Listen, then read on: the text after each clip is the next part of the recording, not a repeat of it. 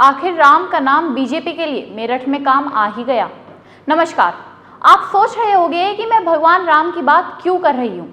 अयोध्या में तो बीजेपी जीत नहीं पाई, लेकिन मेरठ में राम की भूमिका निभाने वाले अरुण गोविल ने जीत हासिल कर ली।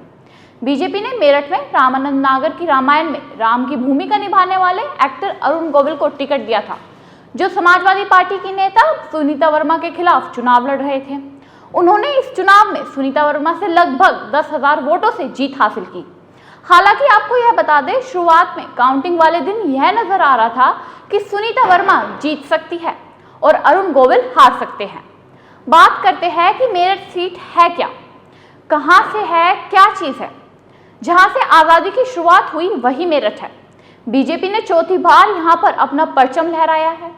पिछली बार 2019 के चुनाव में यहां बीजेपी के सांसद राजेंद्र अग्रवाल लगभग 5,000 वोटों के अंतर से जीते थे, जिसके बाद भाजपा को इस सीट पर जीत कायम करना मुश्किल लग रहा था। लेकिन बीजेपी ने राम का नाम लेते हुए अरुण गोविल को यहां से मैदान में उतार दिया और जीतकर यह सीट वापस से अपने खाते में रख ली। आइए अब बात करते हैं एक और सीट की, मुजफ्फरनगर सीट। 5 बार से लगातार यह सीट भाजपा के खाते में रही है, जिसके बाद अब बीजेपी को इस सीट पर जीतना आसान लग रहा था, लेकिन यह उतना भी आसान नहीं था। बीजेपी ने 2 बार से सांसद रहे इस सीट से संजीव बालियान को दोबारा से चुनावी मैदान में उतारा और हैट्रिक लगाने की कोशिश करी, लेकिन इस बार उनकी हैट्रिक काम नहीं आई।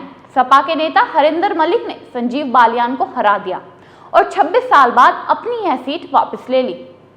हरिंदर मलिक सबसे पहले 1998 में इस सीट से ही चुनावी मैदान में उतारे गए थे, लेकिन तब वह हार गए थे और राज्यसभा में जाने के बाद अब जब समाजवादी पार्टी ने उन पर भरोसा किया तो उन्होंने इस मौके का फायदा उठाते हुए जनता को संबोधित किया, अपनी तरफ आकर्षित किया और इस सीट पर जीत हासिल की।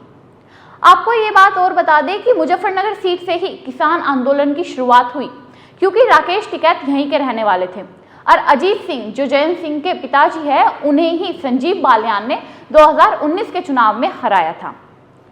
इस सीट की और इस चुनाव की एक खूबसूरत बात इस सीट से ये सामने आई है कि हरिंदर मलिक और संजीव बालियान आपस में खाना बांटते हुए, खाना खाते हुए नजर आए। जिस दिन वोटिंग हो रही थी, काउंटिंग हो रही थी, उसी दिन ये दोनों साथ ही रिजल्ट देख रहे थे और साथ ही खाना खा रहे थे।